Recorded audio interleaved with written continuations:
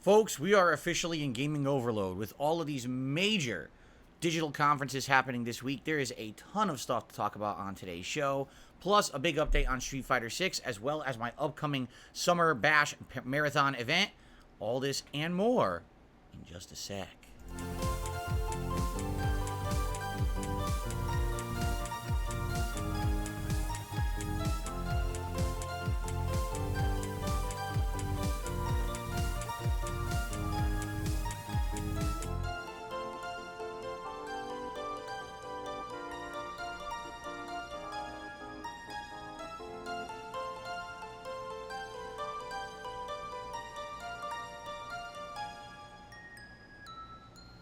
All right, everyone, welcome to the show.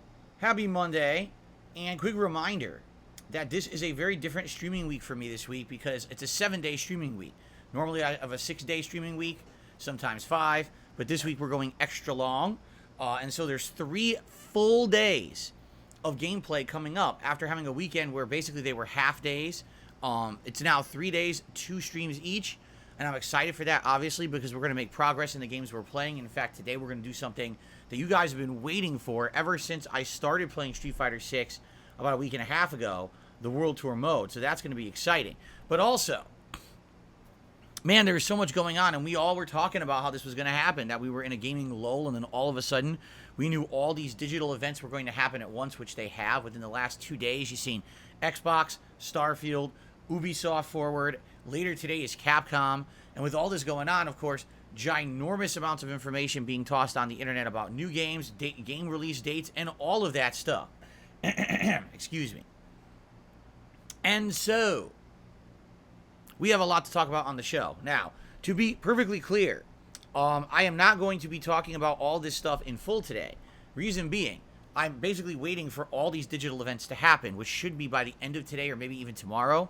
And I'm going to watch all these events, off camera. And I'm going to do a special video over on DSP Reacts where I'm going to kind of summarize all of this stuff from the week and give you my recap and reactions of all of it as a special kind of, event amalgamation. It's weird because there's so many of them going on and a lot of them are kind of unrelated, but at the same time, I don't want to make 20 videos. I want to make like one that kind of covers everything that's happening this week. So since I'm already going to make a special video about it, I don't want to sit here and talk about it for hours and hours, right? I'd rather just wait until I make that special video for DSP Reacts, probably either Tuesday night or Wednesday night. But in general, I know you guys are going to have a lot to ask and talk about. Here's what we're going to do. What I would like to do is do an update on what's going on with Street Fighter 6. We'll talk about that first, get that out of the way. A little bit of an update on DSP's DSP. That's right, it's what we're calling it now, the Digital Summer Party. Once we talk about those events, then we will open it up and I'll say, hey guys, you ask me, what do you want me to talk about regarding the Xbox event or the Starfield event? Do you have anything that's happening right now live with the Ubisoft event? Because it's actually happening. I already watched the Avatar, the video game trailer and or, had some gameplay demo in there. So I saw that. So I'm curious what you want to talk about. All right, and we'll have a little bit of back and forth discussion. Rather than me lecturing you about stuff, I'd rather have it be a more interactive show today where you can ask me specifically what you want me to address and or talk about, give my opinion on, and we'll go from there, all right? So, before we do that, let's get to the other topics at hand. Before we get to that, the first topic is an update on my upcoming marathon event, which is now called DSP's DSP, or DSP Squared for short, which is DSP's Digital Summer Party. This event will be taking place on Sunday, July 2nd, and it is starting to stack up to be an interesting event. So, I've already gotten some more ideas of things that we can do. First of all, it will be a day-long marathon event. There will be food, there will be gaming, there will be interacting and or react-style content. There will be all kinds of stuff going on during this event, and it's going to be a very special way to lead into a summer of gaming for us here on DSP Gaming, okay? And yes, it will take place here on DSP Gaming. So, I heard Jasper jumping all over the house. It's very warm here today in Washington State. We have all the air conditioners pumping in the house to keep the house cool. So, Jasper's allowed in here today if he feels like it. If you see him jumping around or jumping on the chair, you hear some noise, that's what it is. So, let's talk about it, all right? What's going to happen during this event? Well, first things first, I've decided something interesting. Since right now we're going through a week of all this gaming information, all right? What I would like to do is the very first kind of major segment during the show is we're going to go through the gaming schedule release dates. We did this earlier this year with the Super Bowl marathon that I did, and it ended up being a really successful segment. People were having me take shots during it while I was trying to read through the schedule, but essentially what it was very useful. It allowed us to populate the gaming calendar so that you know exactly what games are coming out when, and I could decide on which games I'm the most interested in, and we could talk about them all together to determine what would fit into my schedule and or my play styles the best. So segment 1 on this show will be a gaming schedule update where we go through the next 6+ months and populate the game calendar so we can determine what I'll be playing. Then there will be a fun gaming segment. Likely it's going to be Street Fighter 6 gameplay. At that point, you know, July 2nd, we're talking another, 2 to 3 weeks down the line. I will have played Street Fighter 6 a lot more. Likely I will have played with a lot more characters. And I'll probably be ready to just do a fun and special online segment where it'll be like an hour or so just playing random online matches with various characters. It won't be all about, one character getting better, but instead just kind of having some fun casual play online and having a good time. So that'll be tossed in there, okay? Now in addition to that, there's going to be a special tier maker event. What will the tier maker event be? I'm not sure yet, but I definitely want to have to do something with food. It seems like with the tier makers we do that are regarding food seem to be very popular, and considering that it's going to be kind of a American style cookout event, I'm thinking what we could do is rank American cuisines, like try to find popular American cuisine dishes, meatloaf versus mac and cheese versus burgers, and do a ranking system of that where we can all debate that and do a fun tier maker, okay? Now, that might be the one tier maker we do. We might do more. It'll depend on what we come up with between now and then, but that'll definitely be part of the event. Now, in addition to that, my wife is going to be making a series of recipes. She's going to look online and find American fare stuff, and it's going to be fun to try out these different things that she's going to make for the very first time. I don't know if she'll make like a gourmet burger. I don't know if she'll make like a crazy mac and cheese. I don't know what she's going to do, right? She already said she wants to do a dessert. So at the end of the night, we'll probably have a special American style dessert that she'll make. So this will be cool, trying out various recipes like mini DSP Tries It / Feasting with the Kings, similar to how we did it with the Street Fighter cookbook back on the Fight and Feast event in May. So that'll be neat. So just think about that. Intro, drinking, because if people contribute a certain amount, I'll take a shot. Gaming schedule update, Street Fighter 6 online play, tier makers, and food recipes. Pretty neat, right? Now, outside of that, I'm sure there's other stuff we can come up with as well, and we've got several weeks to think about this, but I think this is going to be a fun party atmosphere. Yes, there will be bubbles blown, absolutely. All this fun stuff coming on DSP's Digital Summer Party. Again, Sunday, July 2nd. Mark your calendars, okay? So there you go. Going to be a fun event. Hope you guys are looking forward to it. I am now. Now we can start hyping it up. Thank you to the person who made this, by the way. And by the way, someone else last minute this morning sent me another piece of fan art. I didn't even have a chance to look at it yet, but obviously people will start to hype this up more, and it's going to be exciting, all right? So that's pretty cool. Now, the other thing I would like to talk about is an update on Street Fighter 6, all right? And, let's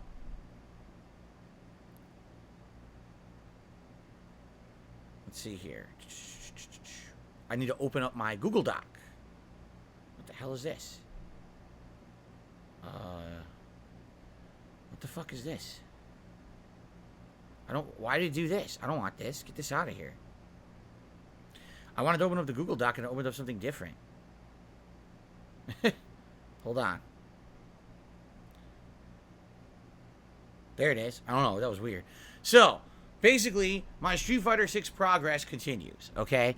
And people are obviously interested. Am I doing better or worse? Am I getting better or worse at this game? What's going on with each character that I play? We have an update. For those who weren't here yesterday, maybe you weren't here yesterday because there was only one gameplay stream. I tried Minnow. It's actually official. That's how you pronounce her name. That's how the game says it. It says Minnow. So now I know it's Minnow. That's how I'll say it from now on. So yesterday I tried Minnow. Now here's the thing. All right? Something weird happened yesterday that now people are trying to explain to me why it happened. And I'm kind of like, I'll be honest, I'm not too happy with how yesterday went. But it has nothing to do with the game mechanics or anything. Allow me to explain.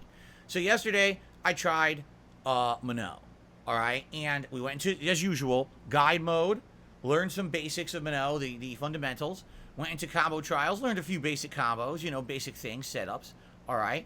And then I said, okay, let's do it. Let's take Minnow online and let's play her. I go online, and it says, here's your placement matches. Now, it's done this with every character I've played so far. Okay, great. Match number 1. A high-ranked Dhalsim who literally zones me. I don't even know really how to fight Dhalsim as it is. But now this Dhalsim is completely zoning me. I can't get in on them. How am I supposed to learn basic fundamentals of a new character I never used before if I can't even get near the enemy? So the first 2 matches are a complete waste of time. There's no way I'm going to learn this, right? Next match, I think, was a DJ. This DJ literally knew exactly how to fight Minnow. Every time I tried to do anything, stuffed, counter hit, stuffed. And I'm like, okay, this is kind of weird. These are supposed to be my placement matches, meaning essentially you should be playing a variety of fighters, not people who are, you know, obviously high-level people. These are their main characters. They know exactly what they're doing. They're completely dominating this character's moveset, who I don't even know how to use yet. So this is kind of weird. Then, around the middle of my placement matches, I think I played someone who maybe didn't know how to use or fight Minnow that well, and I ended up getting like a string of command throws. And with Minnow, the way it works is when you get a command throw, every time she lands one, they become more powerful. So it's like I land one, it does a good amount of damage. I land the second one, it does a giant amount of damage. I do the third one, it takes like a third of their energy bar. It's like insane. So I think the third person I beat, I like dominated. And then the fourth person was close, but I think it was like win, lose, win. So overall, at the end of my 10 placement matches, which was a mix, 2 of them was just like a spanking. I didn't even know what was going on. I got my ass handed to me. And the others were decent, but I'm learning the character, but I got a few wins. They say, oh, you're platinum 5-star rank. And I'm like, I don't know how to use the character. I got bodied at least half of my placement matches, destroyed. How the hell am I platinum 5-star rank? So what ended up happening was, I'm not kidding, like the entire first hour to hour and a half of playing Minnow was this. I go for a setup, they neutral jump right out of it, destroy me. I go to grab, jab, jab, jab, beating everything. And what I ended up finding out was a couple things. First of all, there's a few factors here, all right? Here's factor number 1. The game's been out a week and a half. And this is the difference in the modern era versus back in the day when fighting games used to be released as new releases, okay? Back in the day, you didn't have people who were so obsessed with these games that they microanalyzed and utterly dissected them within a couple days of them being out, right? When a new fighting game used to release, it took a process of weeks to months for people to learn advanced strategies, combos, and the like. But what's happened now with modern fighting games is because they've become profitable, okay? Allow me to repeat what I just said. It's not because of hype, it's not because of popularity, it's because of profit. People now feel that if they can completely blow up a fighting game and just here's everything about it within a week, they're going to get views, they're going to get popularity, they're going to be able to go play in tournaments and destroy at tournaments and win the $1 million prize pool. It's all about the money. This is not how it used to be. It used to be a very fun, casualized environment where you could take your time slowly learning a game against everyone else. And no one was of this insane mindset that I must master this game within a few days. People had lives. They weren't just sitting around playing Street Fighter constantly, okay? So there weren't 5 zillion combo videos all over social media. There wasn't every single person streaming 24 hours for 4 days straight. You know what I mean? There weren't day 1 tournaments. It's nuts.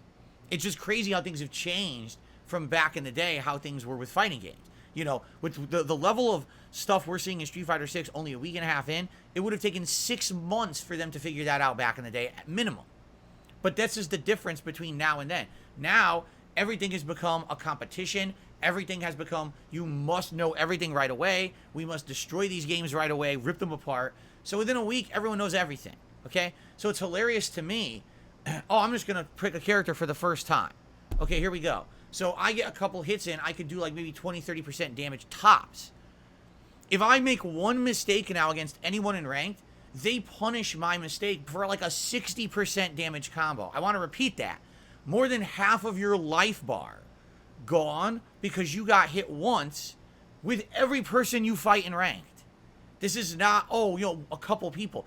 Everyone knows these extended dash cancel combos into super, into everything. It's like, what the fuck?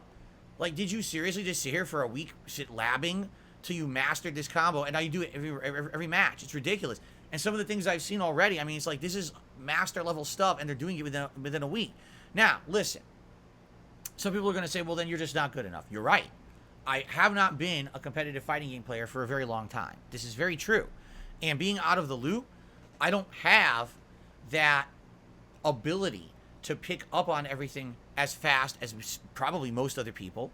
It's going to be slow going for me trying to get better at Street Fighter. I mean, look, I'm still losing to basic drive impact implementations, right? I still haven't gotten the ability to just respond to drive impact on the fly. I'm trying, and I just get hit by it all the time, and it's annoying. It really is. When I'm trying to learn a new game and I'm getting beaten by a basic tactic. So, yeah, I have not sat with one character in the lab, practice combos till I got it down to a 60% punish combo that I can now execute every single round. Why? Because I'm trying to put out entertaining content for you guys, and that does not constitute mastering one character and being tournament ready. If that were the case, I literally would have picked one of these fast characters like Ken, Cammy, Jury, Guile, Chun-Li, DJ, Jamie. I would have used one of that kind of character. I would have just played that one character all week. That's it. You wouldn't have seen any of the variety. I picked 8 characters so far. You would have seen one character. That's it. And everyone would have complained, oh, that's boring. And I would have said, fuck you. This is how you win in tournaments, right? And I would have just sat there learning that character, practicing constantly, get good mentality, and I would have had master level gameplay by now, dominating people online. And it would have been incredibly fucking boring because I'm making content to entertain my audience who likes a variety of content. I'm not making content to become a tournament level player. You understand? I easily could have just sat there and played with the same character over and over, but I'm not doing that. In fact, you know, playing with a new character now, a week and a half in, is a setup for disaster. You know you're going to get bodied because most people playing ranked are people playing their main character and they know everything about the matchups and the character, right? I don't. I'm literally starting from square one every time I pick somebody new.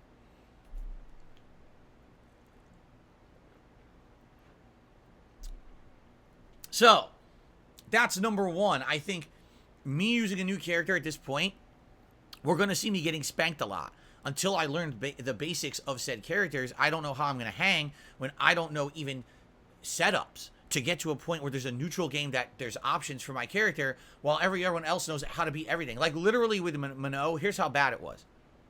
Mid-range. So what are her options? Command throw, mix up into command throw, hit string that's safe. If it hits, hit confirm into a combo, or neutral jump. Okay? Literally no matter what I did, I got stuffed. Go for a throw, jab, jab, jab. Okay? Or neutral jump over my throw, destroy me. Go for a setup. Oh, well, we know that that's not safe. Jab, jab through everything I do, combo. It was pretty bad. Like, there was even, like, things that the guide had said about Minot.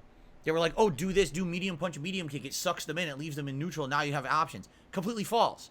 After you do that, they have options, but you don't. They can actually mash jab and beat anything you do before you can do it after that target combo ends. So, you know, these people have already learned the ins and outs of characters that I'm just starting to use, and they know how to dominate them. So it was kind of like that. I almost feel like the whole first 2 hours that I was playing Minot were almost a waste of time because I didn't know anything. By the end of the 2 hours, I had played a couple of Minots who were doing some mix-ups. Like, they have this hit string that goes into an overhead. You could dash cancel out of it, and now you have, like, an option with a combo or a throw. So I was starting to implement things by the end of the gameplay, all right? But totally admitting here, I got destroyed. Like, to give you some perspective, here's the chart of me only using characters for the first time. This is not representative of when I went back and I played again with characters such as Blanca, Lily, or Dalsim. This is just first time gameplay with each character, okay? I got utterly demolished using Minnow yesterday. Like, completely destroyed. Look at that. Only 61 wins, 102 losses. That is an awful record. No one's going to dispute that. In fact, again, for these first-time matchups, I've actually now lost more than I've won, and it's mostly because of yesterday, okay? But I'm not going to let this beat me. I'm not going to let this discourage me from continuing on and trying to get better and learning these characters. Truth is, even if there's a character that I suck with, at least having played with them once, at least I will understand the basics of said character. So even if I face them, I know what their options are. You need to at least understand each character to face them properly. So that'd be like, I'm playing Street Fighter 2, but I decided never to use half the cast. Well, how would you ever face them? How would you know exactly what their moves are and what they're capable of? You see, you need to. So even if out of the 8 characters I picked, I only end up playing with 2 in the future, that's still good because I learned about these characters when I did. It's not like this is a waste of time in any means, all right? But I will be honest, I was very disheartened yesterday trying to play with Minnow and realizing it seems like ranked is not going to be very viable anymore, just because everyone playing ranked is in that try-hard mentality of, this is my main. I've mastered every combo with this character. 60% punish on one hit. I know all your basics. I fucked them up by jabbing and counter-hitting. It's like, dude, I'm just trying to go punch, punch, set up, throw. And you're like, whoa, whoa, whoa, whoa, 60%, 70% combo, whoa, whoa, whoa. Like, Jesus Christ. Like, fuck, man. It ain't that serious, but for some people, I guess it really is. Again, this didn't used to be like this back in the day.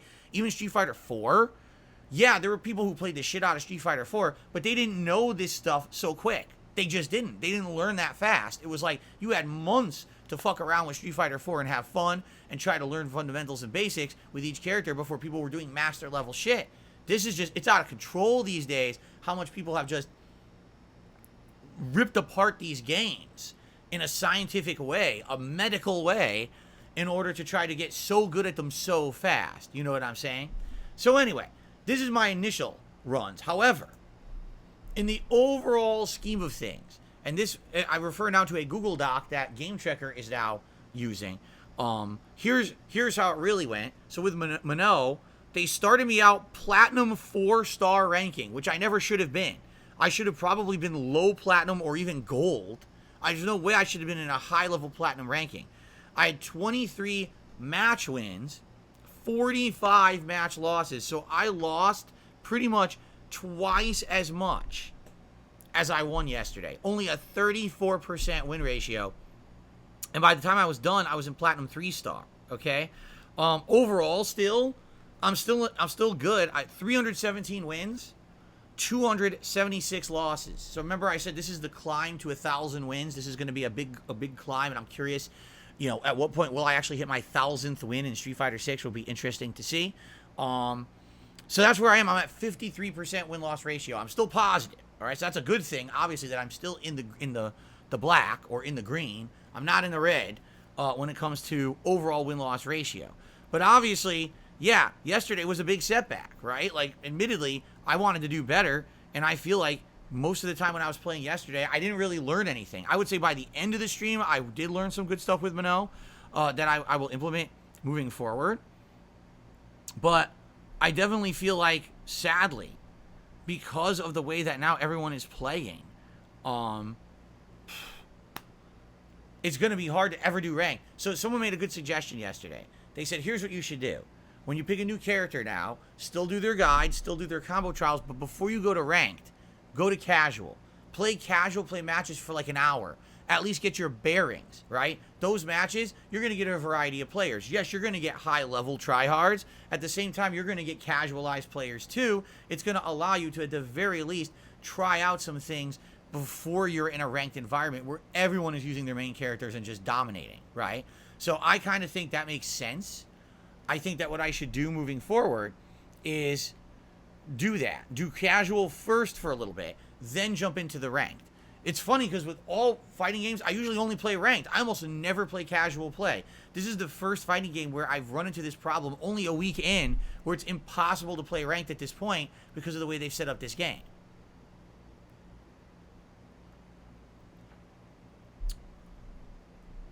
So, it is what it is. I'm not saying that the entire, premiere session I'd be using casual play or whatever, but I absolutely need to use these characters at least a little bit and learn their basics before I'm getting bodied by 60% punish combos because, oops, I mistimed one kick not knowing what I was doing, right? So we'll see. Now, here's the thing. There's a new character I'm using tomorrow. That's right. Tomorrow's main gameplay stream, I'll be using Marisa for the very first time. So I'm excited because a lot of people have said that Marisa seems like maybe she may be my style. A lot of people think that. Some people have been using Marisa all along, saying that she's a great character. It seems like she has super armor moves that can blow through Drive Impact, which would be huge for me because I have a lot of problems with Drive Impact. I need a character who can basically get around it. Yeah, let's see. I'm very curious how it's going to go tomorrow with this character, all right? So that's tomorrow's main gameplay stream will be Marisa. And then what I'm going to do on Wednesday on my daytime stream, I'm going to do a multiplayer stream that's going to be Zangief, Minot, and Marisa, 1 hour each. Okay? So basically last week was all about Blanca, Lily, Dhalsim. This week is about Zangief, Minot, Marisa. And then what I'll probably do next week is I'll do some variety streams where I pick all of those characters. All right? Because I need to play more with them. I can't just drop them and expect that I'm going to remember what to do. I need to play with them at least like every once in a while. So probably the next major stream I do, which would be what, Friday, will probably be a variety multiplayer stream where I pick all of them or something like that. Okay? So that's the plans for Street Fighter for the rest of the week. Okay? Now, you might say, wait a minute, well, what about today? Well, today we're getting to the thing you guys have been asking me for a week. It's the World Tour mode. This is the single player mode of Street Fighter 6 where you have your own avatar. This avatar is going through this world, beating up people in the streets in random fight encounters similar to the Yakuza franchise.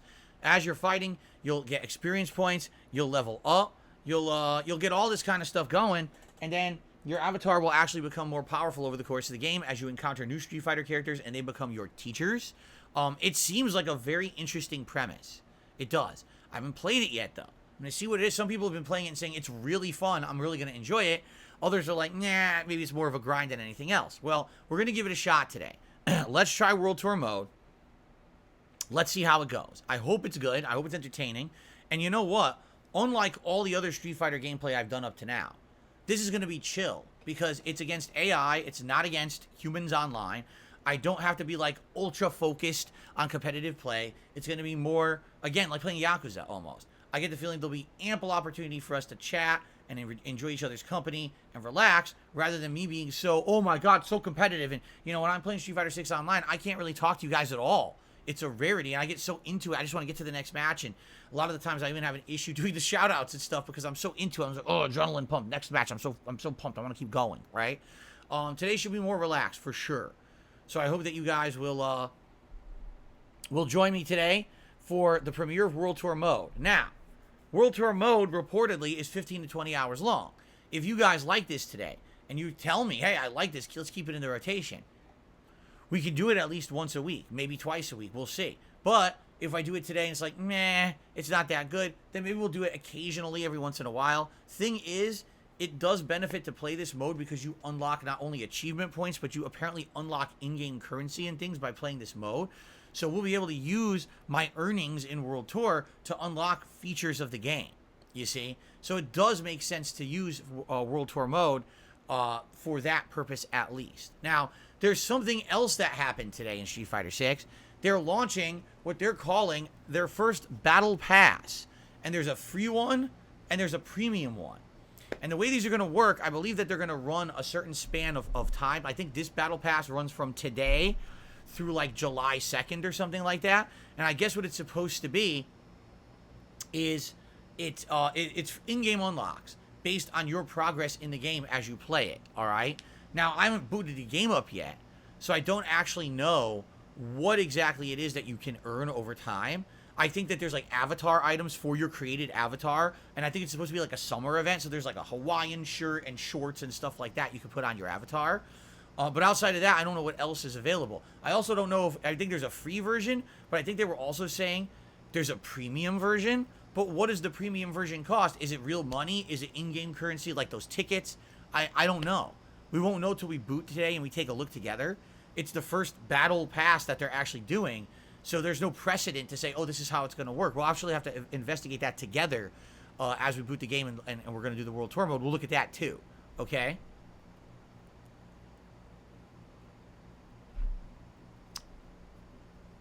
So we'll take a look. We'll see. We'll judge for ourselves. Does it make sense to buy this battle pass or not? Today live. All right? Curious to see how it goes. If anything, there's free stuff that you earn. So at the very least, we'll be earning free stuff. That's at least there's something you get for nothing, right? So that's cool. So that's today. I'm excited to see how World Tour mode goes. You know, I already made my avatar in the beta. That's going to carry over to this. All it is it's going to restart the intro. So we have to play through the intro segment again with Luke or whatever. But after that, we can get into the real meat of it. Run around beating people up and leveling up and seeing what zany stuff is in the game. By the way, the graphics will be way better than the demo because it's going to be on performance mode rather than the stupid, the mode that was really bad during the beta or the demo. The demo ran at like sub 30 frames, but of course the final game runs over 60, so it should look great. And also, I'm going to be using classic controls. When you start with this, you're stuck on modern, but I think once you play through the intro portion, it unlocks classic controls. I want to play it with classic controls with Street Fighter motions. I don't want to be tapping and pressing buttons to do special moves. So I'll try to unlock that as well. But we'll see. We'll play it together. I hope, if those who've played it, I hope you'll be here today and, you know, give me some advice on how to play through it and how to make it a little bit of a better experience. I hope it's a good viewing experience for you guys. I don't know because I haven't done it yet. We'll find out together here, okay? All right, so now, quickly, let's go through the schedule. And then let's talk. I'm sure you guys are going to want to talk about these big digital events. So what I'll do is let's get through the schedule, shout outs, and then I'll have you guys field your questions about all this gaming news that's been hitting over the last 24 to 48 hours. Okay? Cool. Now, schedule. World Tour mode in Street Fighter 6 today. And then tonight, Diablo 4 continues on the late stream, 6:45 p.m. Pacific time. That's cool. It means it's an all chill day. No pressure, no stress. We can just relax and have a good day of fun gaming without any pressure on performing competitively. That's a good thing. It's good to break it up because, man, playing Street Fighter 6 competitively can be very stressful, and I'm happy that we can now relax today, okay? But tomorrow it's back to that grind because tomorrow's main stream will be Street Fighter 6. Marisa, I'll be taking her into the guide. I'll be taking her into the combo trials. I'll do a little bit of casual play until I feel like I've learned the basics, and then I'll take her to ranked matches. So 3 hours of Marisa, tomorrow's main stream. Tomorrow night, return of Zelda Breath of the Wild. Excuse me. The return of Zelda Tears of the Kingdom. Not too confusing there, right? And anyway. I mean, they are the same game with puzzle mechanics. But anyway. Yes, we just went underground, and we're searching for this underground dungeon for the Goron area. And I think we're going to find it tomorrow, and we're probably going to start it. Doubtful we're going to beat an entire dungeon in one night stream. But we'll see how far we can get, and hopefully good progress in Zelda as we continue on. Then on Wednesday, as I said, the main stream on Wednesday will be a multiplayer stream where I'm going to pick Zangief, Minot, and Marisa and try to go online and see how I can do with them. What I really need to do is I need to look up like a gameplay video or montage from Minot to find out good setups because right now I really have no idea what I should be trying to do from mid-range to set up either a throw or an option select. Everything I was trying to do yesterday left her at a disadvantage. You don't want to be at a disadvantage. It's stupid. What's the point? So absolutely got to figure that out. You know, and we'll go, you know, I guess I have to look it up for myself. If you guys have any suggestions of what to do or who to watch, or you want to send me a video, hey, please do. I'd like to give it all a look before I play with her again on Wednesday, okay? And then Wednesday night will be more Diablo. I'm not here Thursday. Next week's going to be a mix. Daytime streams are going to be Street Fighter 6, except for Saturday, which will be DSP versus the Internet, my React show, okay? Nights will alternate between Zelda and Diablo. And it's a 5-day streaming week, Friday, Saturday, Sunday, Monday, Tuesday next week. 5-day streaming week next week. I'm off of Wednesday because that Thursday when I come back, it's the premiere of Final Fantasy 16. I believe that's June 22nd, okay? So that's the schedule for now. Once Final Fantasy 16 is out, then it'll be alternation between Street Fighter and Final Fantasy on the day streams. And again, we'll have Diablo and Zelda on the night streams. And that's the gameplay for the foreseeable future. Those 4 games are going to carry us well into July, probably to like halfway through the month, if not further. You might say, well, when's the next major releases you're interested in covering? Don't know. We'll talk about that during DSP's DSP when we go through the schedule update on July 2nd. Okay? There you go. All right. let us now do some shout outs. Let's get through the shout outs. And once those are done, let's open it up to questioning and talking about all these digital events that have been happening. I know you guys probably want to ask my opinion on all these different games. I watched the entire Xbox and Starfield events so far. So anything you want to ask me about those, I've seen them. Okay? All right. So our first shout out of the day is for an overnight tip. It's from some guy. You guys might have heard of this guy before. His name is, I don't know. Let me run this by you, see if you maybe recognize it. Game Trekker. You know this guy? Game Trekker? Game Trekker has been, of course I'm being sarcastic. Game Trekker has been a humongous supporter and proponent of my Street Fighter 6 coverage. Every single day he's been coming by and supporting it with overnight tips. I really appreciate that. So he starts off today with a $29.99 tip. I'll count it as 30 because I'm a nice guy. I'll give him the benefit of the penny. No, what it is he wants the Street Fighter animation. He loves it. He wants to keep seeing the Street Fighter animation, so there you go. So Game Trekker says the following.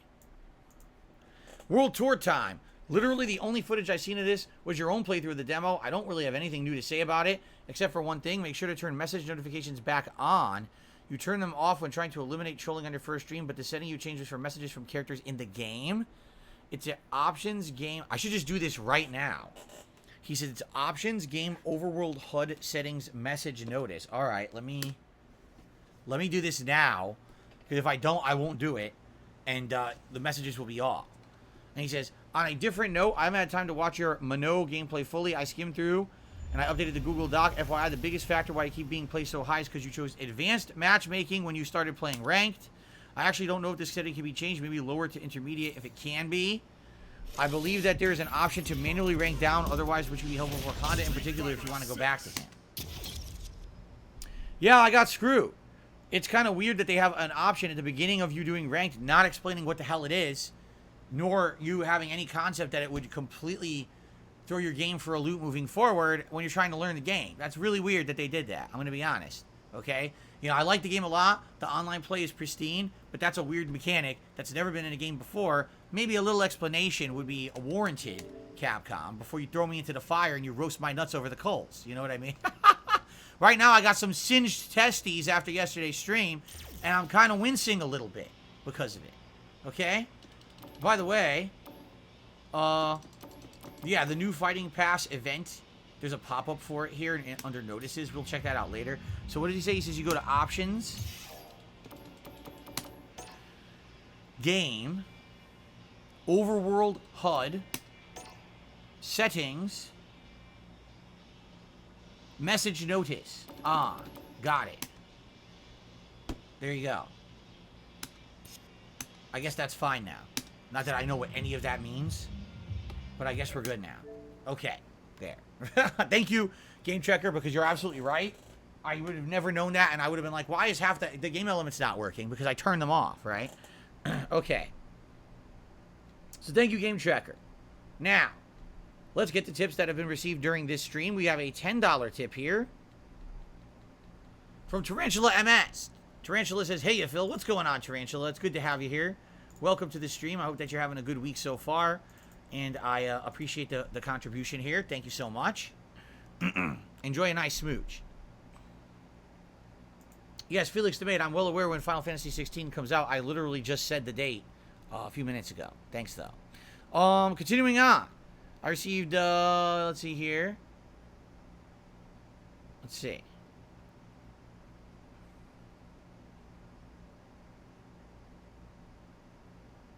So someone tipped $1, and by the way, they're a liar, because I know who this is, yet they're acting like they're someone who they're not, and they're saying, they're basically trying to stir up drama, but I'll entertain it since it is about my content. They said, I'm a little upset about the React channel. I'm still a member. No, you're not. I know who you are. But I'm upset that you're no longer doing live reacts. Didn't say I'm never doing live reacts. I said I'm not doing it for this week because there's too much gameplay going on that I need to be caught up on. I can't be behind on gameplay, so that's a false statement. Long format reacts, I didn't say I'm canceling long format reacts. I said we weren't doing it for a month or two. In fact, I'm strongly considering doing one coming up in the end of July. Put Feasting on the King with hiatus, completely false. Last month we did 3 different feasting videos for the Fight and Feast, and then we did a Jersey Mike's video. This month I'll be doing 3 different videos. Well, I say next month, 3 different videos for the DSP's Digital Summer Party, maybe even something else too. So there's literally everything this person just said in their statement, because it's trolling, is false. But they state it as fact, and when they say it like that, other idiots believe it. It's sad, but true, that people just believe everything people say about me without corroborating anything. Like, literally, every statement here is wrong. I mean, I'll go through it again. You ready? This is just hilarious to me. So, I'm no longer doing live reacts. Wrong. I didn't do one because I said I can't be behind on gameplay right now. Long format reacts. Wrong. I will be doing them in the future, just not right now. Put Feasting on the King on hiatus. Wrong. We just did 3 to 4 of them in the last month. There hasn't been an interview yet. I already told you why there's no interviews. I can't do them because of the level of online harassment I'm getting. No one's interested in being interviewed by me. I had someone lined up who was absolutely committed, and I'm not doing it now. So wrong, wrong, wrong, wrong. Thanks for the tip. I love tips like that. They're really worthwhile. Anyway, Anso Kamaru has tipped me $2. Thank you, Anso Kamaru. And they're talking about Street Fighter 6. Hold on. Okay. He said, the exact same thing has happened to me with my Minot. I tried... Oh. The same thing happened to me that happened to you with Minot. I tried Lily out. I wanted her to be my secondary main. After my ranked placement matches, they put me in goddamn Platinum 5-star. After I got placed, I absolutely got spanked. There was no room to get used to the character. Now I can't take Lily on ranked at all unless I D-rank up. I'm not even past gold yet with Cammy, who's my actual main, and I do very well with her. The ranking and matching system is weird. They should let you reset your rank level if you want. Someone, I think, said you can. Is that not what someone just said? That there's a way to... I think Game Checker said you can manually downgrade yourself if you want. Because I agree with you. The thing is, if you're trying to learn a character, right? The last thing you want to do... Like, think of it this way. I'm trying to learn how to play basketball. I don't go to the NBA to play. I go to the minor leagues first. I learn my game. I excel at my game. I get better. Then I take on other people, right? That's it. There's a level of progression when it comes to competition. You see what I'm saying? You absolutely cannot go from, I don't know what I'm doing, to I'm a master. It doesn't work that way. So the game should treat it like that. I don't know why the game is like, oh, here's placement matches. If you luck out and you win a few, you're 5-star platinum or even diamond. In the case of Honda, I'm diamond. I'm diamond? I don't even know how to play with the character, and I'm diamond rank. It doesn't make any sense at all. Shell Yukin says, I picked intermediate at first. I placed silver with Marisa. I worked my way up to platinum 3 with her within a week. The ranking system is odd. So it must be that initial selection, whether you're saying low, intermediate, advanced, it just tosses you into a different realm of ranking. That doesn't even make sense to me, right? If anything, here's the truth of the matter. This is what it shows. On any given day, anyone can beat anyone in a competitive fighting game. It doesn't matter if you're the lowest of the low or a high level, as long as you just play solid. Like, how am I beating people who are way higher ranked, like platinum players, to get into platinum or even diamond rank with a character I never used before? Just fundamentals can beat people. So, you know what I'm saying? How should that be how you determine how you're going to be playing continuously ranked? It doesn't make sense that, and that one silly menu selection, not even knowing what it is. Oh, I guess I'm advanced. Okay, so now you're going to be overplaced forever. But no, that is a bad system in my opinion.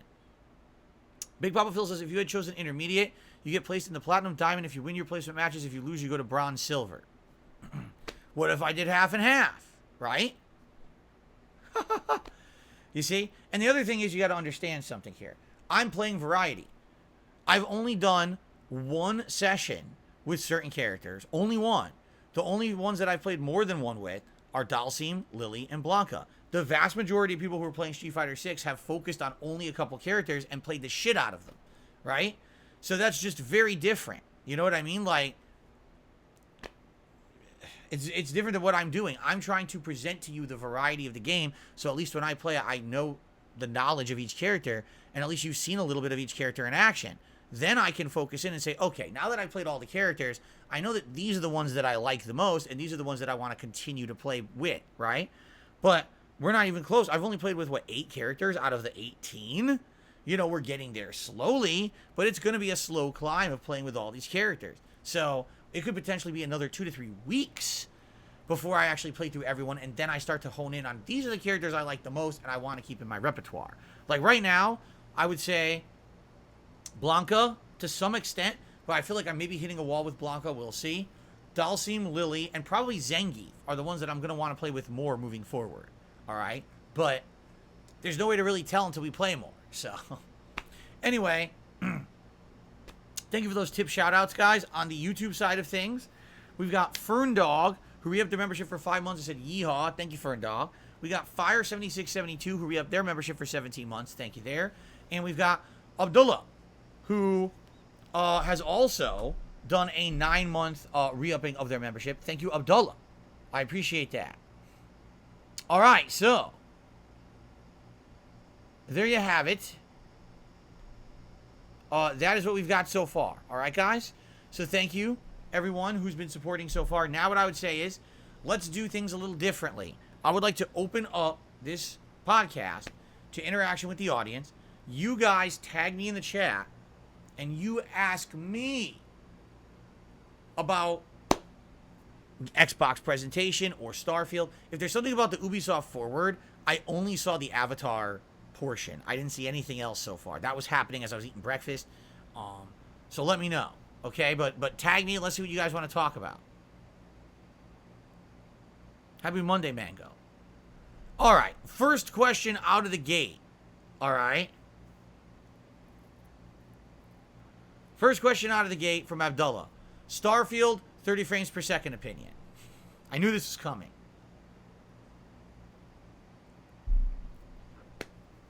If you don't know what Abdullah is talking about, yesterday there was a massive 30 to 40 minute digital presentation from Bethesda exclusively talking about Starfield.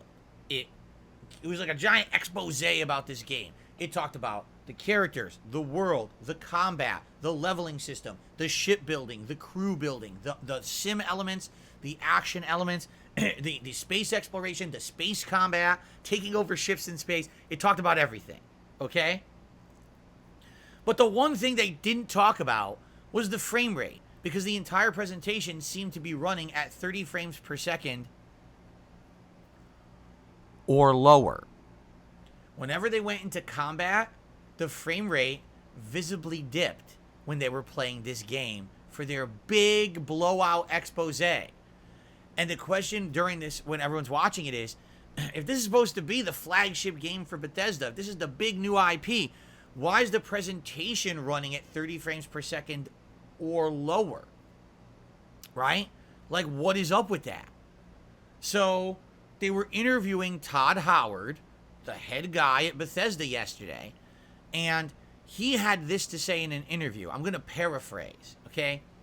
Oh, yeah, we locked that game at 30 frames because we want to have the absolute fidelity and quality. Yeah, we want all of that. And so because we don't want to lose any of that, we're having it locked at 30 frames. Oh, yeah, don't worry. The game does run at 60 frames at times, but it does dip, and we just want it to be consistent. We feel like consistency is key in this game. We don't want it going up and down and up and down. So we're locking it at 30 frames, all right? And the hilarious part about that is, immediately, the Bethesda Fanboy Defense Force goes into effect.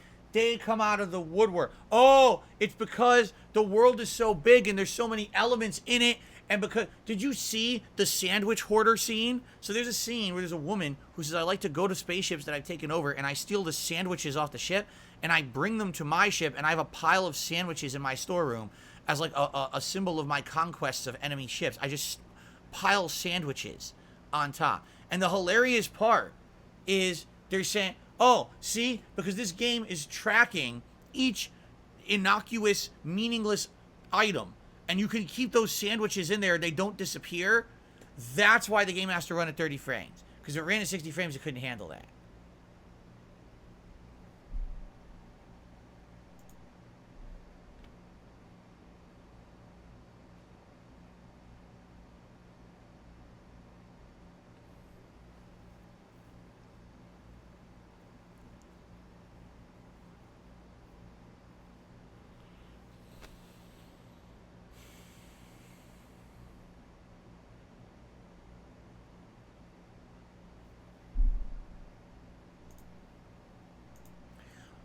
fucking idiot.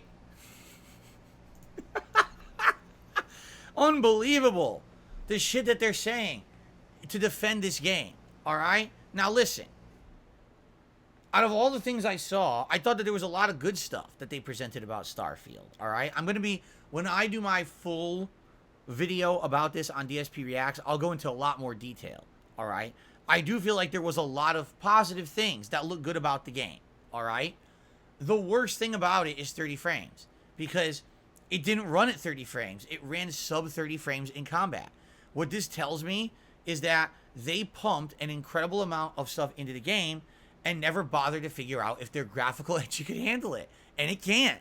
So they said, fuck it, lock it at 30, and now people will, you know, are just going to have to deal with it. Because I guarantee you, the parts that run at 60 are probably like you're sitting in a room by yourself, picking your nose, right? Reading a data log off the fucking screen, then it runs at 60. But the moment you're stepping out into the open world and there's combat and there's stuff going on, I guarantee you it dips. And it's the graphic engine. It can't handle it. So they're, you know, again, they're throwing in the towel. Again, here we are again. It's 2023.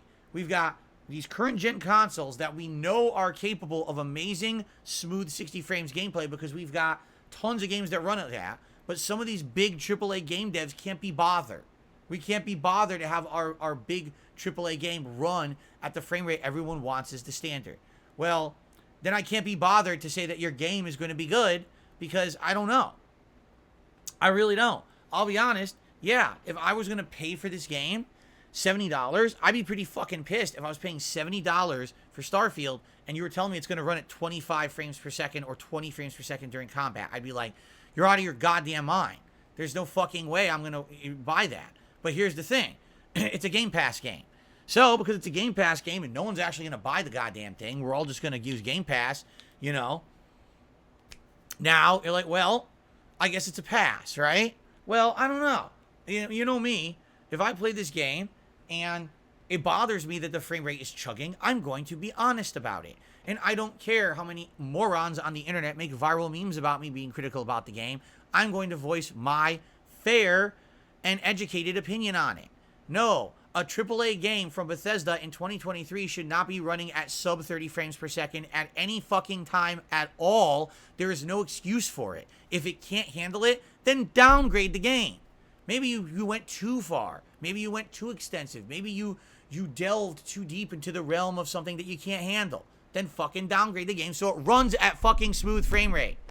You can't have it both ways. You know what I mean? You know what they said? The dwarves dug too deep and they unearthed the fucking Balrog. Well, maybe they fucking unearthed the frames per second Balrog. And they fucked up. And they gotta rebury the Balrog.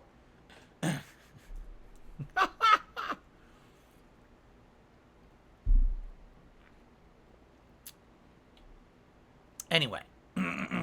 So, that's my take on it. The game actually, from what they presented, has a lot of promise. But it's just that. It's promise. Because on paper, the game sounds good. But the question is, overall, will that translate to a fun game? That I don't know. But the frame rate issue is inexcusable. It should be running at 60. It's not. We have to settle for 30. If this thing dips below 30, fuck that shit. I'm sorry, Bethesda. This is their chance. After a bunch of fails, right? To show that they're still at the level they used to be. It's been a long time since we had a new IP from them, and it's certainly been a long time since we had any kind of a huge AAA release from them. This game better shine. If not, it's going to lose a lot of confidence. Like, no one's going to have confidence in Bethesda anymore. So it's got to be good. They better not fuck this up. Okay. Let's continue. Now, if you can tag me in the chat and ask me questions about this stuff, please do. No, I didn't play the Final Fantasy 16 demo. No, I have no plans of playing the Final 16 demo. I don't have time. I'm in the midst of too many games as it is. I can't play the Lies of P demo. I can't play the Final Fantasy 16 demo. There's no time for this. I'm already backlogged on the things. I want to make more progress in the games I'm playing. I can't be taking time away from said games to play demos. So the answer is no.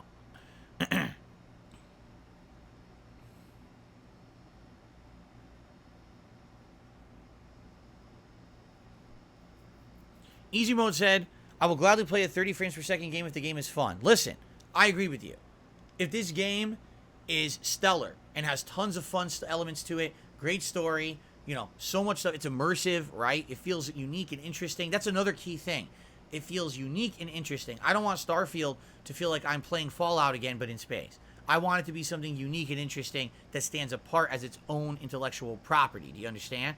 And I need it to be that for me. I don't want to play Fallout again. I don't want to play Skyrim again. I want to play a unique new experience. If that's the case and it's fun, I don't care what the frame rate is, as long as it's not buried under. I don't want to be chugging along and dropping and feeling like shit. So, by the way, Spawn Killer did a $2 super chat, says Star Wars Outlaw looks good. I wouldn't know. I saw the cinematic trailer for it yesterday that only explained the plot. I didn't see any gameplay. I guess Ubisoft Forward this morning did, but it hadn't been shown by the time I started this podcast, so I didn't see it. So I don't know what the game is. What is it? Is Star Wars Outlaw an RPG? Is it a shooter? Is it a platformer? I have no idea, because the cinematic introduction yesterday showed nothing of the game, just the story. Oh, let's see here.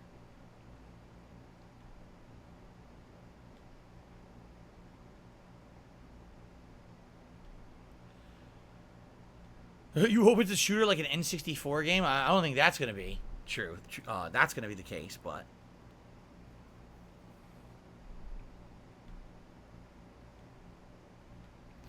Easy Mode says the deep dive into Starfield gave me more confidence than the other reveal. Oh, of course. They actually went to the gameplay elements. They explained everything very, very, very in depth, which was good. The first gameplay reveal, you didn't even know what it was. Like, is this No Man's Sky with guns that with combat? That's what it looked like. Now it looks a little different. I would say the combat looks pretty fun, but I'm afraid it's going to get very grindy and repetitive. That's going to become Borderlands, which I hope it's not. I hope it's not Borderlands, because then you're going to fall asleep. I guess we'll see.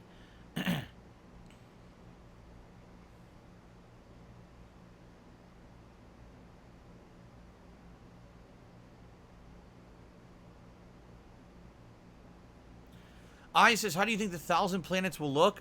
There's no way they handcrafted thousands of quests and lore. No. Here's what it's going to be. Here's my guess. And I'm pretty good at these guesses. Like, for example, if you remember years ago when we were looking at Watch Dogs Legion, and everyone said, how could it be possible that every character is a unique character that has their own story? And I said, they're not. I guarantee you they're all going to have archetypes. There'll be the driver, there'll be the old woman, there'll be this, that, and they'll just be archetypes. And yes, the characters will be unique in those archetypes, but it's only going to be unique stories for the archetype only. I hit it right on the fucking head. That's exactly what they did to cut corners. Okay? So here's what I'm thinking.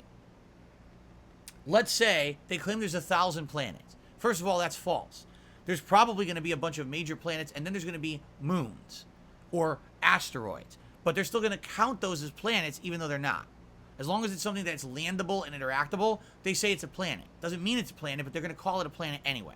Okay? So right off the bat, let's say you have the solar system. Every moon in the solar system will count as a planet, even though all those moons will be boring. Except for maybe the human moon. I guarantee you all the other moons will be barren, boring, nothing there. But hey, you can land there and get a resource, so it's a planet. So right off the bat, right? The solar system, you would think would only be like, maybe 10 bodies or something to interact with. Oh no, they'll say it's like 50. Because of all those moons, they all count, right? Oh, okay, I see. So that's exactly what they're going to do. They're going to have these systems where maybe in each system, there'll be like 5 to 10 meaningful planets you can land on, and each planet may have like one town, and then the story-based planets will be the robust ones, which will have major civilizations plus dungeons and or iterations where you do content.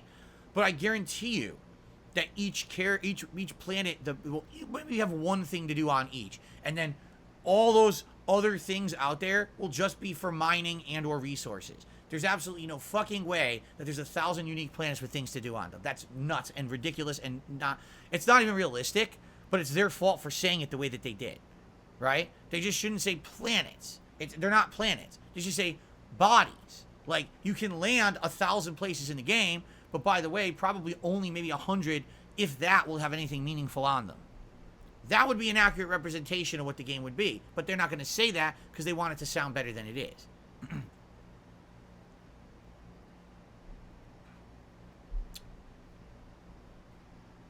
Green Goblin says, like Spider-Man 2 on PS2, there was a bunch of questions. They were all the same repetitive quests. The protagonist will not be voiced unlike Fallout 4. I don't really care as long as as it's interesting enough. I don't think that you necessarily need to have a voice, right? Europe Gaming re-upped his membership, or their membership, for 21 months. Says, thank you so much for amazing content. Love and support. Thank you very much, Europe Gaming. Appreciate that. Michelangelo 505 says, I feel Starfield's combat AI looks weak. Should be the last priority these days in RPGs. They also mentioned they're using a new animation system. This might be a shortcoming. Yeah, if from all they showed, the enemies look terrible. Like, the enemies look incredibly generic. Nothing unique about them whatsoever.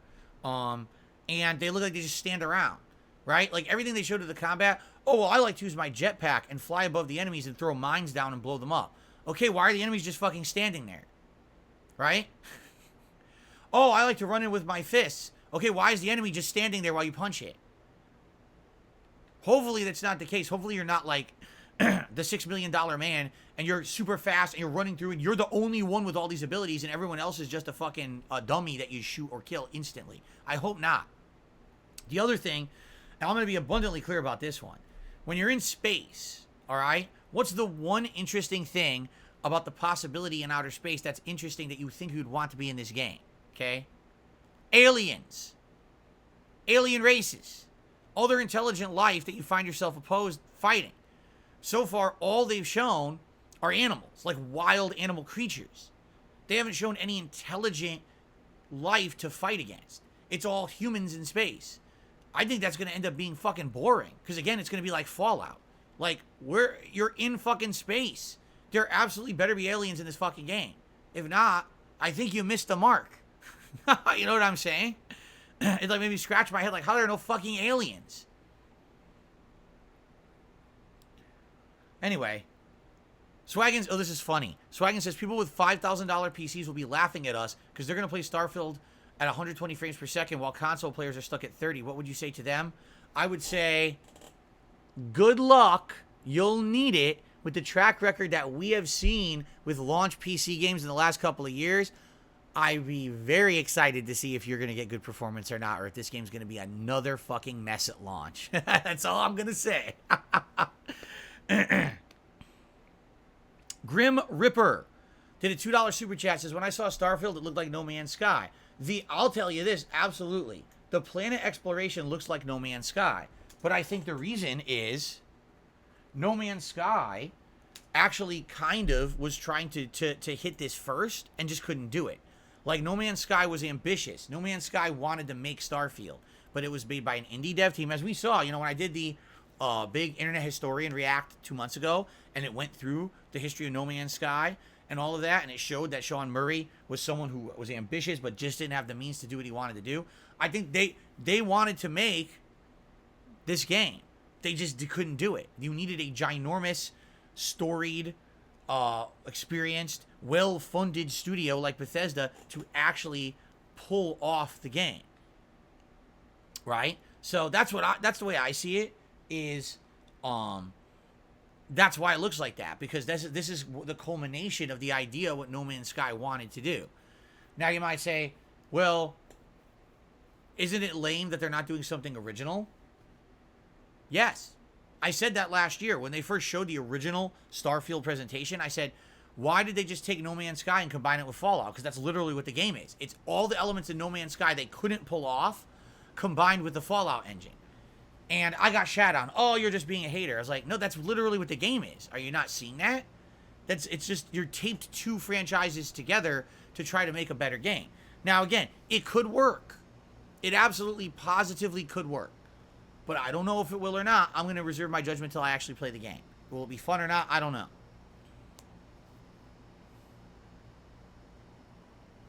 Semi-NF says, just because something's original doesn't mean it's good. That is correct. We've had many attempts at these game companies to make something original or different, but does it translate into fun? If it doesn't translate into fun, there's no point. That you've missed the mark, right? So let's see. Let's see. Maybe it will be fun. Maybe it'll have a fun gameplay loop. It'll become addictive. I don't know. Mess says, what about No Man's Sky combined with Halo?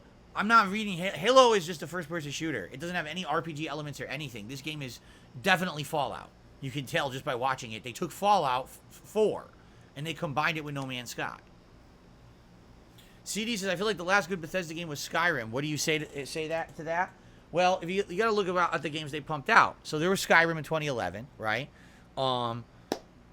Then there was, I want to say, was it Elder Scrolls Online was the next one? Then it was Fallout 4. And then it was Fallout 76, right? And then there was 4 zillion expansions for Elder Scrolls Online and Fallout 76, right? And that's been it. They haven't actually had like a major release in many, many years, right? So you may have a point. You may actually have a point there. So I guess we'll see. I don't know. By the way, I liked Fallout 4. The thing I didn't like about Fallout 4 was the base building bullshit. Outside of that, I thought the game was good. I liked the story and everything. A lot of people didn't. A lot of people hated that game. I thought it was decent. I got into Game of the Year when it came out because I was so immersed in the story. Of course, over time, it loses its effect. But at the time, I loved it.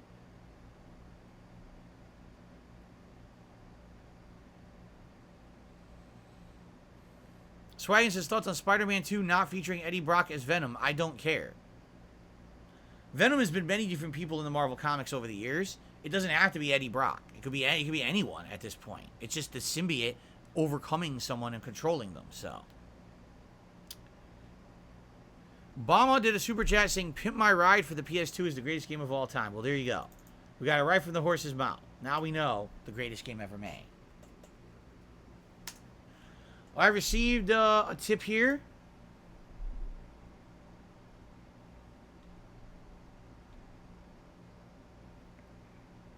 I got a $1.30 tip. Someone says, how close do you feel like you are plateauing skill-wise in Street Fighter 6?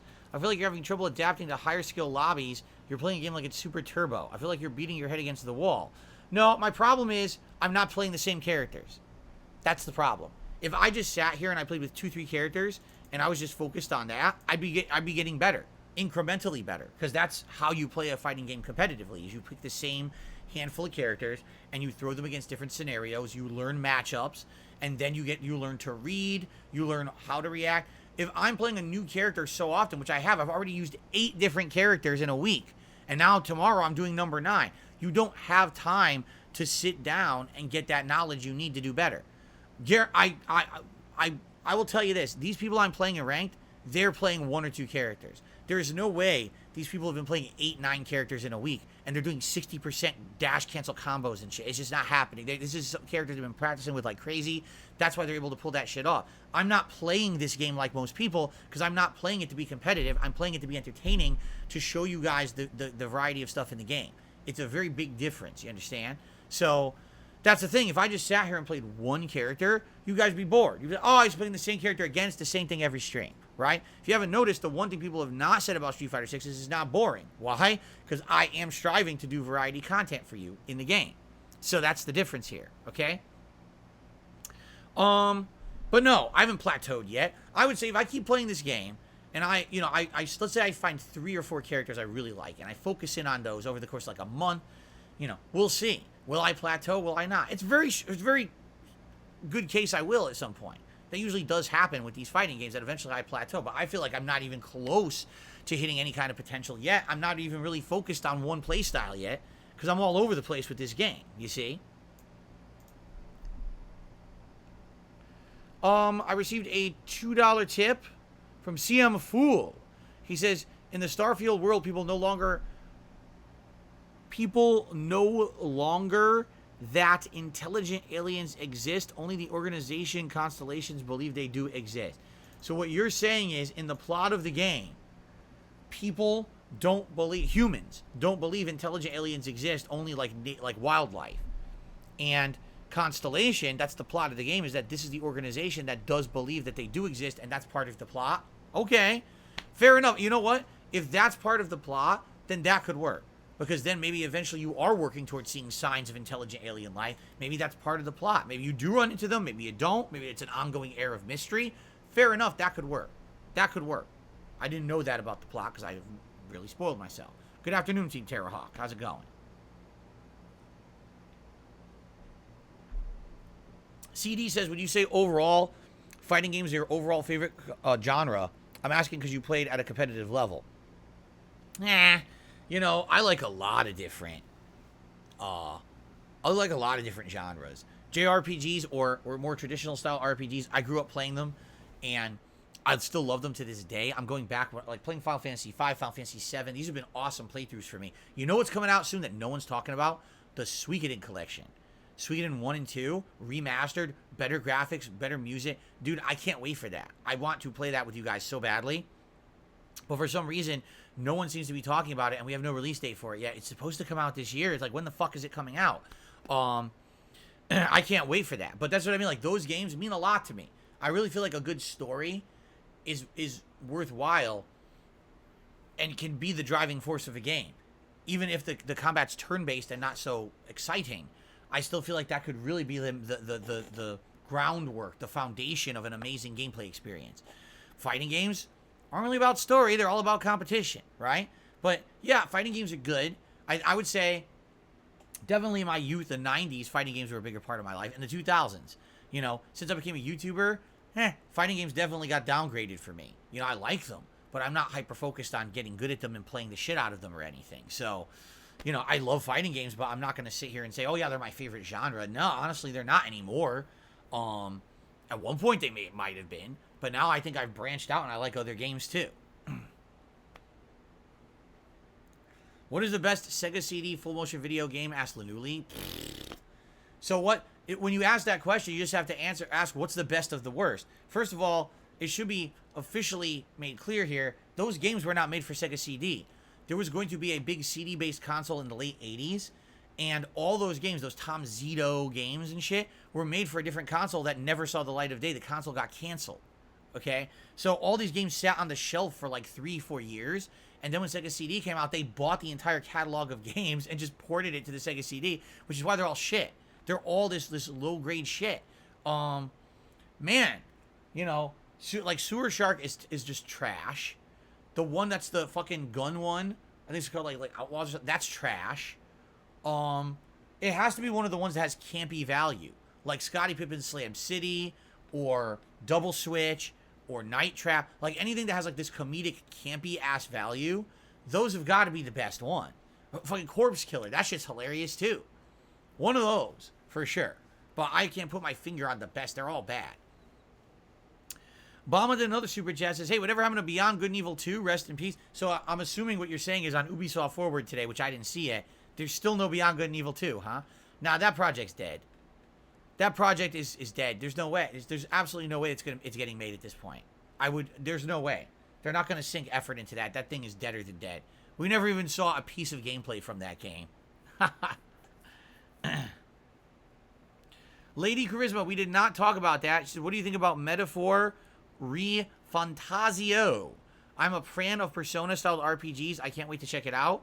I would say that was one of the... Whoa! Holy mackerel. Even Jasper has something to say about Metaphor de Fantasio. And in truth, I think it was, you ready for this? One of the best things at the Microsoft conference. It was really, really good. I'm excited for it. Yes, no. The cool thing is, up to now, that game dev company, that division of Atlas, I don't know exactly what division of Atlas it is, that makes, he wants to come out of the litter box because he smells like Febreze cat litter. What was I going to say? I got distracted by a cat on my lap. Up to now, we only know them as making Persona, right? But now they're going to make a whole new franchise, a whole new IP. That's cool. Seems like it's more fantasy-based. It's not real, ultra-realistic modern day like Persona is, right? So that's a good thing. It's good to have a variety of content. It's good to have more than one IP. And this game studio does a great job with the Persona games. I'm actually excited. The game looks good to me. So, yeah, that was a big positive of that. And I was shocked that I didn't know that was coming. Did anyone know that they were making another game? I didn't know that. I thought they were just making Persona games. Do I think there's still a market for Max Payne 4? It's a good question. I don't know. That's a very good question. I don't know if that kind of game would do well anymore. Easy Mode says, the Xbox Showcase was showing a lot of Day 1 Game Pass games, sweet value. Almost every game, right? Not every game, but almost every game. And I agree with you. Yes, still Oh, and it's a really insane value, especially with all the games coming out, for sure.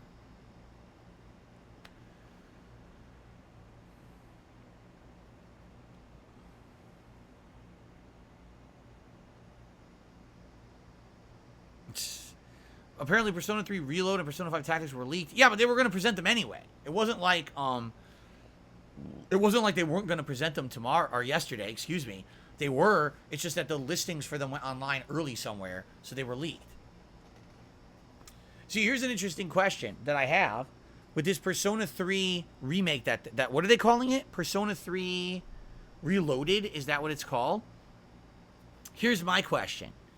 When they're saying it's reloaded, does that mean they modernized the graphics, they modernized the voice acting, they modernized the music, but the gameplay is the same? Because I feel like the gameplay is kind of outdated. And I think that a modern audience playing Persona 3 might kind of be not liking that gameplay grind, right? It's a very outdated style. 4 and 5 very much modernized it to the point where now it's like that's what people think of Persona. Persona 3, it's a huge grind to get through that combat. There's some really cheap stuff. Remember, the final boss is one of the cheapest I've ever encountered in a video game. You could fight for 25 to 30 minutes, and then the final boss says, here comes random status effects for your whole party. Wipe the party because they can't do anything. Oh, well, do the boss fight over. Another 30 minutes wasted. Like, what? Huh? So, unless they fix that or make it more modernized or more fair, I think a lot of people are going to have issue with this game. They're going to be like, oh, this game sucks. Which is stupid because it's just older. You know, older doesn't mean it sucks. At the same time, I do think a modern audience would have a hard time liking that. You know what I mean?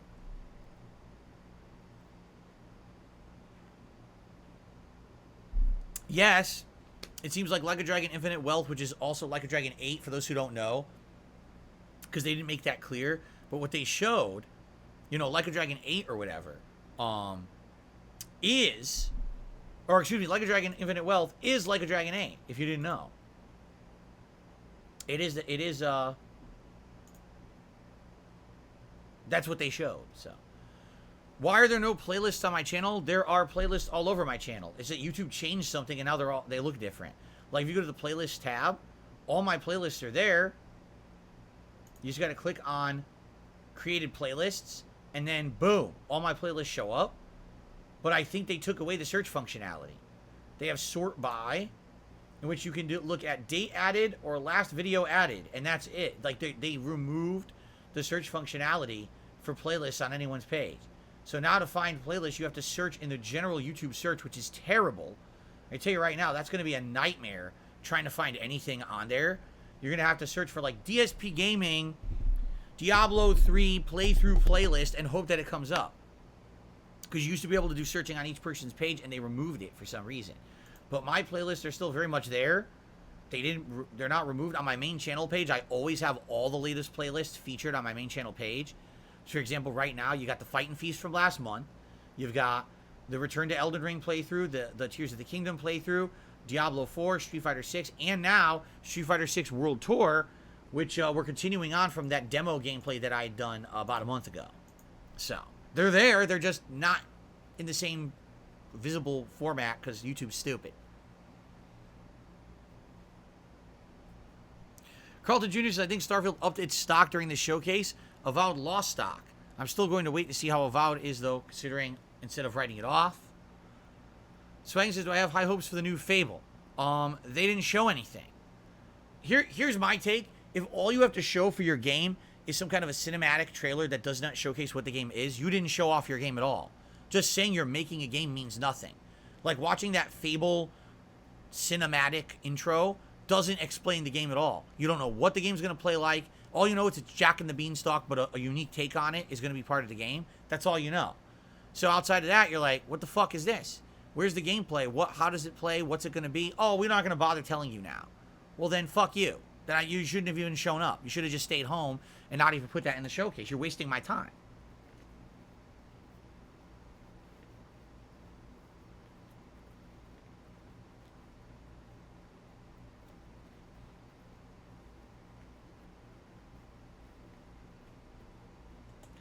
What I just did there was a more valuable use of my time than watching that Fable cinematic presentation yesterday. Because I learned more about my chair's head pillow strap than I learned about Fable. So there you go. Bama did another super chat. Hopefully Peter Molyneux is leading this Fable. I don't think Peter Molyneux is anywhere near this Fable. I don't think they want him anywhere near anything. I think they shipped him off to some Siberia and they buried him in like an ice cave or something. Street Fighter 6 Blanc, has ever played the Tales games? Yes, I've played a few of them. I played the Tales of Exilia series for YouTube, but I also played Tales of Vesperia before I was a YouTuber, and I loved that one too. Why, you asked, are you going to do going to any gaming cons in the future? It's not in my concern right now to go to any gaming cons. He's too busy making an NFT game? Wow, Peter Molyneux. He's right on top of that pulse of the gaming culture, making NFTs. Sounds good to me. Grim Ripper 234 re-upped his membership for 20 months. It says, when I saw the Xbox showcase, I'll give it a 6. A 6 out of possible... 6 stars. 6 out of 6. Very nice. 100% rating. Very nice, Grim Ripper. Okay, he didn't say that. I made that up. Okay. Am I going to get Forza Motorsport? Unlikely. Only because Forza Motorsport is going to be a sim game. I'm not into cars. I'm not into sim racing. Like, the Forza Horizon series is fun because it's got big open world exploration. It's got variety of events going on. It's got colorful things happening. I don't really give two shits about the sim aspect of Forza Motorsport, sadly, so I don't think I'm getting it. Red Gamer says, I think showing a cinematic presentation is fine if it's the grand announcement of the game, but if the game's already been announced, the second presentation should have gameplay. We already know Fable's being made. We already knew there was a Fable game in development. There was no reason for that at all. It was literally a waste of everybody's time. Either show me the game, explain something about it, or fuck off. So, I don't like having my time wasted, man. I don't.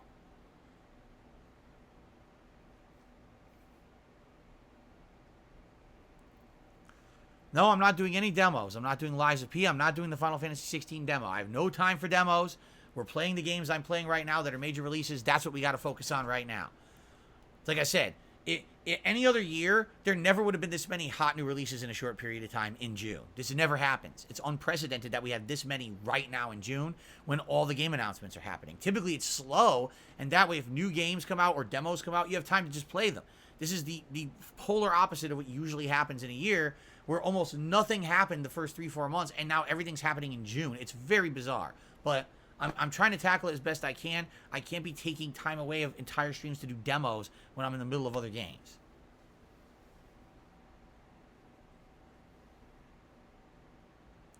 Carlton Jr. says, I don't know if you discussed it. They showed Avatar today. It looks like Far Cry and Avatar skin still looked fun. Another wait-and-see game. That is what I did see, okay? That is what I did see. I did not see anything else from Ubisoft. I know they presented everything today, right? They showed Assassin's Creed Mirage.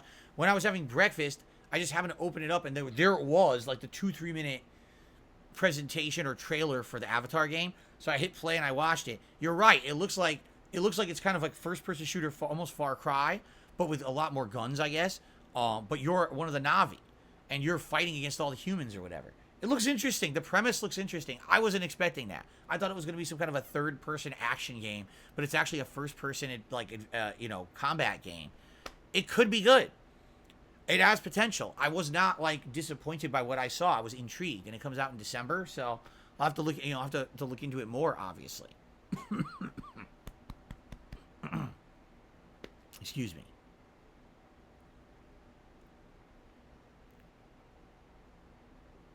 Okay, guys, here's the deal. Let's end the show only because we could talk about this all day. But here's the thing. We will talk about it more, but I'm going to do a big video about this stuff probably either tomorrow night or Wednesday night for DSP React. So likely we will continue to talk about this stuff tomorrow and Wednesday on the podcast, but I'd like to save my full thoughts for the video. Thanks for being a great audience. Thank you for the support so far this morning. But I think we should end the show so that way we can... I got to take a break to use the restroom, and then we'll jump in here and we'll start with the World Tour. I'm excited to see what World Tour is holding for us today, all right? So, guys, thank you so very much. I appreciate you chilling with me this morning. I hope that you've been enjoying all the festivities with all the new games I'm currently juggling. And thank you for understanding why I couldn't do the live react stuff yesterday. Now I'm here full force for 3 straight days. I'm excited. let's jump into the World of World Tour. Thanks for watching, and I'll see you soon.